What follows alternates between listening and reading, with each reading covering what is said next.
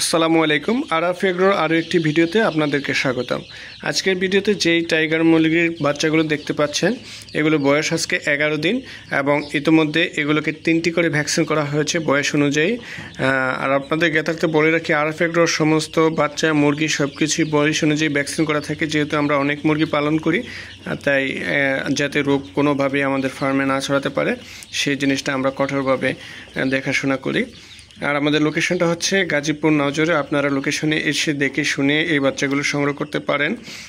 আর যারা দূর দূরান্তে আছেন তারা আমাদেরকে অনলাইনে অর্ডার করলে আমরা পরিবহনের মাধ্যমে সারা বাংলাদেশে বাচ্চা পৌঁছে দিয়ে থাকি।